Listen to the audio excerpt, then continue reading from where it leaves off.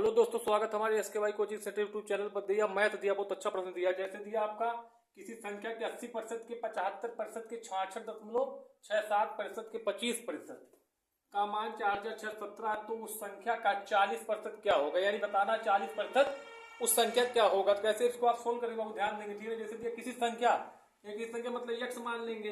x का कितना है, यानी 80%। प्रतिशत नीचे आप क्या लगाएंगे बाबू, 100 गुड़ा। फिर के मतलब या का के या के मतलब गुड़ा। फिर दिया आपका 75%, नीचे आप क्या लगाएंगे, यानी 100 गुड़े। फिर दिया आपका बाबू 66.67 मतलब क्या होता है, यानी 200 बटा, यानी 200 बटा क्या है 3, यानी 200 बटा, अगर 3 से भाग देंगे 2 में कितना, 200 में कितना आएगा, यानी 66.66 आएगा। तो यहाँ साफ दिया कि 66.66 मानेंगे उसको। ठीक है ना, यानी दिया इसको क्या मानेंगे, 200 बटा 3, यानी परसेंटेज में नीचे आप 100 लगा देंगे भैया। तो यानी कितना बचेगा आपका, यानी है ना, यानी इसको लिख लेंगे, यानी 0 0 कैंसिल आपका हो जाए, 2/3। यहाँ कितना बचेगा आपका, 2/3 का 25%। 25% मतलब ये नीचे आप 100 लगा दे, बराबर बराबर कितना दिया, 4617। 4617 इसी को काट लेंगे तो हमें क्या निकलेगा, यानी x का मान उसके बाद 40 पे रख देंगे, 40% पे। अब देखो ध्यान देंगे बाबू, ठीक है ना। अब इसको काट लो, यानी 1 0 से 1 0 कैंसिल आपका। ठीक है, तो अब काटेंगे हम 2 चौक 8, 2 पच्चे 10। फिर काटेंगे आप 5 के 5, 5 15 बार में काटेंगे तो 75 कट जाएगा। ठीक है जी, 5 से काटो, 5 3 15, 5 20 से 100। फिर काटेंगे आप 2 1 कम 2, 2 दहा में 20। फिर काटेंगे आप, ये 3 से 3 आपका कैंसिल। फिर काट लो 25 से कम 25, 25 चौका यानी 100। फिर आपका बचेगा बहुत 4 से 4 आपका क्या हो गया, यानी कैंसिल। ठीक है ना, हर अंश में कुछ नहीं बचा, यानी इसको लिखेंगे x बटा 10 बराबर। अब तरीके से गुणा कर लो, यानी 4 617। इसका मल्टीप्लाई करते रहिए कि यहाँ 10 के इसमें मल्टीप्लाई करते x का बराबर कितना निकलेगा, x मान यानी 4 46,170, यानी 46,170। इसी का क्या निकालना है हमें, 40% तो निकाल लो, यानी 40%। प्रतिशत नीचे क्या लगा देंगे हम, 100, यानी 1 0 से 1 0 आपका कैंसिल। अब इसी 4 का गुणा कर लो, इसमें 4 4 4 गुणा कर लेंगे हम। 4 7 28 के 8 हाथ के 2, 4 1 के 4 2 6। फिर 4 6 24 के 4 हाथ के 2, 4 चौका 16 2 18, यानी कितना आएगा आपका बाबू, यानी 18,468। ठीक है आपका, यानी आंसर। इस तरह आप लगाएंगे तो आपका सोल्व हो जाएगा बाबू।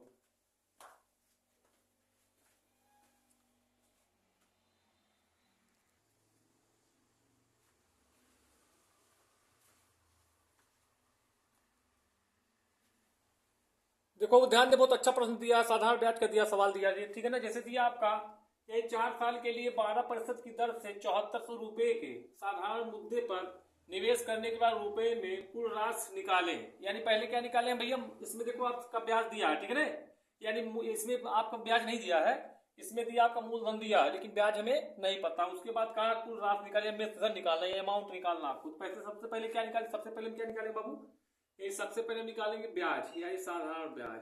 साधारण ब्याज बराबर आप क्या होगा, साधारण ब्याज बराबर आपका होगा मूलधन गुणे दर गुणे समय। यानी गुणे क्या होगा आपका, समय पूरा का बटा क्या होगा बाबू आपका 100। ठीक है ना, यानी पहले ब्याज निकाल लें, यानी साधारण ब्याज निकालेंगे, साधारण ब्याज। ठीक है ना, साधारण ब्याज मूलधन कितना दिया आपका 7400 गुणे दर आपका दिया 12%, समय आपका दिया 4 साल। अब पूरे बटा बाबू 100।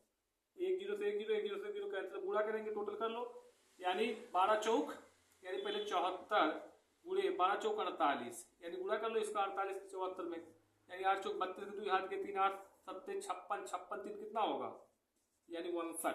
4 चौक का 16 हाथ के 1 4 से 28 1 29, ये जोड़े 2 आ गया, 9 6 15, यानी 9 5 14 1 15 2 1 3, यानी कितना है भैया आपका, 3,552 रुपये क्या आ गया आपका ब्याज। यानी ब्याज आपका आ गया साधारण ब्याज, यानी कितना है 3,552 रुपया। ठीक है ना, यानी ब्याज आ गया आपका। और उसके बाद कहा कुल रुपया टोटल कितने हैं, यानी कुल क्या बताना है, कुल राशि बताइए, मिश्रधन बताना है। तो मिश्रधन बराबर आपका होता, मिश्रधन बराबर आपका होता मूलधन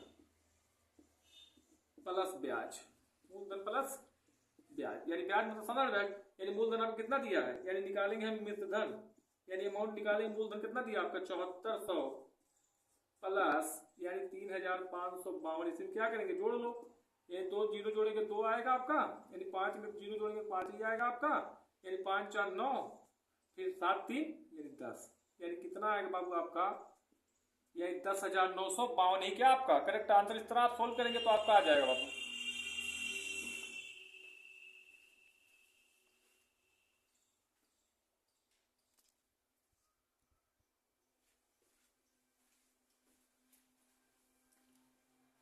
देखो ध्यान में बहुत अच्छा प्रश्न दिया, जैसे दिया सरल किए करें, सरल करें, ठीक है ना। जैसे दिया x घाते 3 बरेकड़ में भागे 23 बराबर 529, इसको आप कैसे सोल्व करें, छोटी सवाल है लेकिन जिसको नहीं आता उसके लिए बारूद है भाई। जैसे दिया आपका x घाते 3 यानी भाग का मतलब इसको कहाँ लाएंगे, हर बनाएंगे, ठीक है ना। 23 और बराबर बराबर किया कितना 529, ठीक है ना बाबू। इसको क्या करेंगे, तिरिया गुणा कर लो, यानी अंश को हर बना लो, ठीक है। जैसे अंतर में वैसे इसको अंश को क्या करेंगे, हर बना लेंगे एक लिख के, ठीक है ना। अब इसका तिरिया गुणा करेंगे, इसका गुणा करेंगे बाबू, तो x घाते 3 बराबर इसका इसमें मल्टीप्लाई करें 529 गुणे 23। अब देखो इसको घात 3 हटाना तो क्या करेंगे, यानी इसका मतलब घन है, तो यहाँ क्या कर लेंगे भैया, घात यानी घन 3 बना लेंगे, यानी यहाँ कोहनी में अगर 3 लिखा तो घन है, और यहाँ कर लेंगे यानी कोहनी कर देंगे घनमूल, यानी इतना 529 गुणे 23। अब देखो इस घन से ये क्या हो गया, कहते हैं x बराबर, अब देखिए ध्यान देंगे बाबू, ठीक है ना। इस घन के अंदर वही संख्या रखेंगे जिसका जोड़ा, ठीक है, जोड़ा जिसका नाम वही घन के अंदर रखा जाता है, ठीक है ना। इस घनमूल में और ध्यान देंगे 3 का जोड़ा बनता है, ठीक है ना।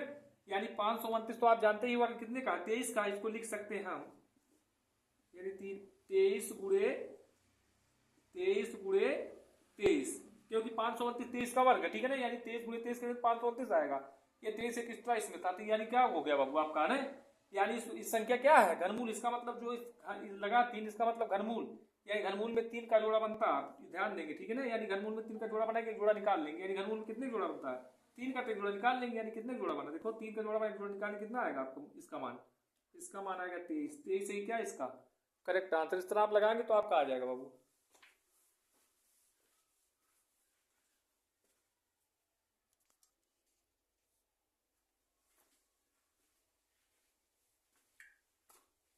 देखो वो ध्यान देंगे, ठीक है। जैसे दिया सवाल दिया एक चतुर्भुज की भुजाएं 2:3:4:5 के अनुपात में है और परिधि 112 सेंटीमीटर है। सबसे छोटा पक्ष ज्ञात कीजिए सेंटीमीटर में। सबसे छोटा पक्ष मतलब सबसे छोटी भुजा ज्ञात करना, ठीक है। जैसे आपका चतुर्भुज बना, यानी ये क्या बन गया बाबू आपका, यानी ये बन गया आपका चतुर्भुज, ठीक है। इसको मान लेंगे हम ए, इसको मान लेंगे हम बी, इसको मान लेंगे हम सी, इसको मान लेंगे हम डी, ठीक है ना। ए बी सी डी, ठीक है। उसके बाद क्या होगा, इसका यानी भुजा का मान, ए का मान 2, बी का मान 3, सी का मान 4 और डी का मान दिया 5, ठीक है ना। और बाबू ध्यान देगा इसका परिधि, यानी परिधि मतलब परिमाप जो दिया है, बाहरी क्षेत्र मतलब बाहरी भुजा जो दिया है, यानी ए प्लस बी, यानी ए बी और सी डी, यानी परिमाप जो दिया इसका कितना दिया है, यानी 112 दिया, तो इसको बराबर कर लो, यानी इसको लिखेंगे बाबू, ये मतलब 2, यानी 2x अनुपाते 3x अनुपाते यानी 4x अनुपाते यानी 5x बराबर परिधि पूरा टोटल कितना दिया परिधि, यानी परिमाप जो दिया आपका 112 दिया, ठीक है ना। ए मतलब 2, बी मतलब 3, सी मतलब 4, डी मतलब 5। अब इसको आप जोड़ लो, यानी परिमाप मतलब क्या होता है, अपनी भुजाओं का ही हो, ये 2 3 5 4 9 9 5, यानी 14x बराबर आपका बाबू 112, ठीक है ना। अब काट लो इसको, काटे कितनी बार, ये 14 ठे कितना होता है, 14 ठे, 14 कम 14 14 ठे 112, x का मान कितना है बाबू आपका 8। तो कहा सबसे छोटी भुजा यानी सबसे छोटा पक्ष क्या हो, सबसे छोटी भुजा कौन है, ये 2 सेंटीमीटर। इसमें क्या करेंगे हम, गुणा कर लो, यानी x में ना x का मान 8 लिखा, इसमें क्या करेंगे हम सबसे छोटी भुजा गुणा कर लेंगे, ये 2 गुणे 8 8 दूनी 16 सेंटीमीटर। ये सबसे छोटी भुजा कौन है बाबू आपका, तो सबसे छोटी भुजा 16 सेंटीमीटर, ये आपका क्या करेक्ट है आंसर है।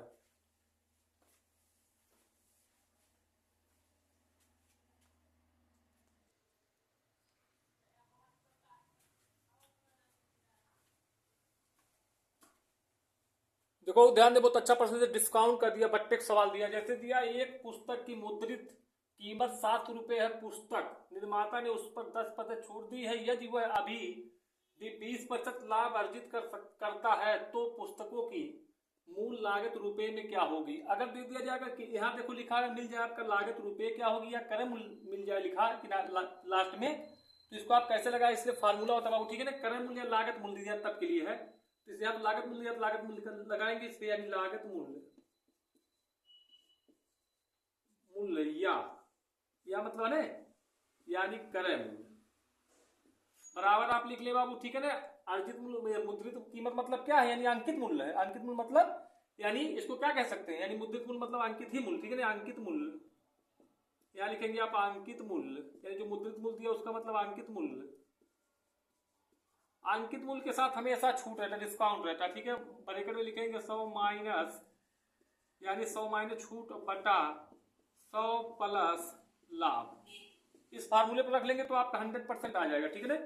अब दिया आपका, दिया बाबू निकाल लो, लागत मूल्य, लागत मूल्य दिया, लागत मूल्य निकालो, लागत मूल्य बराबर बराबर अंकित मूल्य कितना दिया, यानी मुद्रित मूल्य, यानी 700, और छूट कितना दिया बाबू आपका, यानी छूट दिया 10%, तो 100 में से 10 घटाएंगे तो कितना आएगा 90 बटा, यानी लाभ कितना दिया 20, तो 100 में जोड़ेंगे कितना हो जाएगा, यानी 120। अब एक जीरो से एक जीरो आपका कैंसिल, अब काट लो, 3 त्रिका 9, 3 चौक 12, ठीक है ना। अब इसको काट लो, 4 एकम 4, 4 एकम 4, बचा 3, इधर जीरो यानी 30, 4 सते 28, फिर 2 बचेगा, इधर बचेगा जीरो यानी 20, 4 पच्चे 20, और इसी को मल्टीप्लाई कर लो, 3 पचे 15, हाथ गए 1, 3 सत्ते 21, 22, हाथ गए 2, 3 एकम 3, 2 5, यानी कितना आएगा, ये लागत मूल्य आपका निकलेगा इतना रुपया, ये लागत मूल्य कितना निकलेगा 525 रुपये। इस फार्मूले में अगर रख लेंगे तो 100% आपका ही आंसर आएगा, ठीक है ना।